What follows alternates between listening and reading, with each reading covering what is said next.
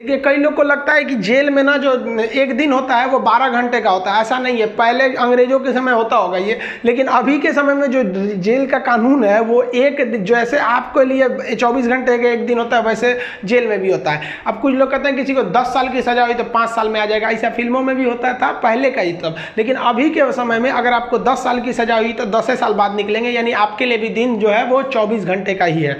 और दूसरा, कुछ लोग को लगता है कि उम्र कैद में आदमी 14 साल में छूट जाता है। देखिए, उम्र कैद का मतलब होता है कि आपको जिंदगी भर जेल रहना है, आजीवन कारावास रहना है। ये 14 साल की बात क्या है कि जज ने अगर आपको सुना दिया कि आपको उम्र कैद की सजा है, तो संविधान में लिखा गया है कि अनुच्छेद 72 के तहत तथा अनुच्छेद 161 के तहत, अनुच्छेद 72 के तहत राष्ट्रपति और 161 के तहत राज्यपाल आपकी सजा को माफ कर सकते हैं। तो ये जो 14 साल का थ्रेशोल्ड बनाया गया है कि राज्यपाल और राष्ट्रपति जो है ये उम्र कैद को 14 साल से पहले नहीं माफ कर सकते हैं। तो बहुत से ऐसे लोग होते हैं जो 14 साल जेल बिता देते हैं ना, तो ऐसा कहा जाता है कि 14 साल तक किसी को समाज से अलग कर दीजिएगा तो नॉर्मल व्यक्ति जो छोटा मोटा गुंडा है उसका बाकी सबसे संपर्क टूट जाता है तो उसे माफ कर दिया जाता है। तो जनरली 14 साल में छूट जाते हैं। वो छूटते नहीं है बल्कि राष्ट्रपति या राज्यपाल माफ कर देते हैं कि चलो यार गलती, बहुत बार तो अपराध आवेश में आके हो जाता है, लेकिन ऐसा नहीं है कि सबको छोड़ देता है। कुछ कुछ एकदम शातिर अपराधी होते हैं, उन्हें नहीं छोड़ा जाता है। तो ये 14 साल मिनिमम है कि आपको इतना रहना ही है, इसके बाद राष्ट्रपति या राज्यपाल माफ करेंगे तब समझिएगा।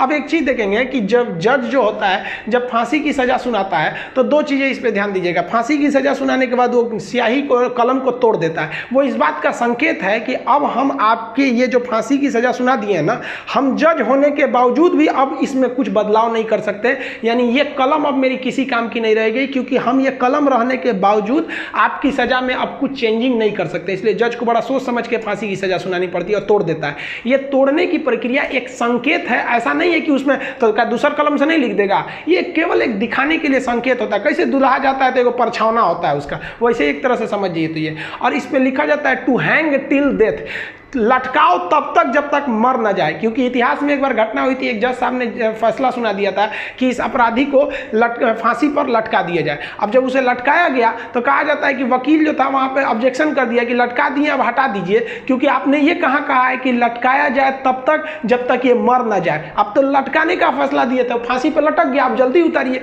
इस तरह की एक कई सारे पहले के मिथ हैं। अब इसके 100% सत्यता की हम गारंटी नहीं लेते हैं, क्योंकि ऐसी कहानियां बहुत हैं। तो वो लिख देता है कि हैंग टिल डेथ, तब तक लटकाइए जब तक ससुरा मर नहीं जाता है। तो फांसी की जब सजा दी जाती है तो जल्लाद जब सजा दे देता है तो वहां एक मजिस्ट्रेट रहते हैं, एक डॉक्टर रहता है और जेल सुपरिटेंडेंट रहता है। फांसी पे लटके ही रहिएगा, डॉक्टर चेक करेगा, ससुरा अभी बचल है, छोड़ दो, अभी 10 मिनट और छोड़ दो। तब तक डॉक्टर नहीं कह देता जब तक कि मर नहीं गए, तब तक आपको लटकैले रह जाएगा। फांसी जो है वो अक्सर मॉर्निंग में ही दी जाती है, क्योंकि जेल प्रशासन के ऊपर सबसे बड़ी जिम्मेदारी फांसी की होती है। वो सुबह सुबह इसे निपटा देना चाहता है, और सुबह के समय जनता मीडिया भी उतने ज़्यादा एक्टिव नहीं होती है। खैर ये सेकेंडरी वजह होता है। फांसी घर में जब कैदी को लाया जाता है तो जल्लाद इस कैदी का चेहरा नहीं देख पाता है, क्योंकि पुलिस पहले ही उसके चेहरे को काले कपड़े से ढक देते हैं। जल्लाद जो होता है उसे काले कपड़े में पहना के फिर फांसी पर लटकाता है। इसे कपड़े ढकने का एक और रीजन है कि जब फांसी लगाई जाती है, किसी को फांसी दिया जाता है, तो उसके आंख वगैरह काफ़ी मतलब तड़पता है, तो एक होता है ना कि थोड़ा सा खराब लगेगा उस वजह से। तो यहाँ पर जो जल्लाद होता है इसे पहले ही, इसको फांसी लगाने से पहले इसे कपड़ा ढक के इसको लटका दिया जाता है। लटकाने से पहले इसे जब फांसी देना होता है तो उससे पहले इससे पूछी जाती है आखिरी ख्वाहिश। यहाँ वो अपने पसंद का खाना खाने को कह सकता है, अपने रिश्तेदारों से मिल सकता है, या कोई धार्मिक ग्रंथ कह सकता है कि हम उसको पढ़ना चाहते हैं। इससे ज़्यादा उसकी कोई ख्वाहिश नहीं पूरी की जाएगी। ऐसा नहीं कहेगा कि हमको मर्सिडीज में घुमा दीजिए, ये मरने वाला होता है, इसकी ख्वाहिश क्या बची रहती है। इन सबको तो अपने तबीयत खराब हो जाता है।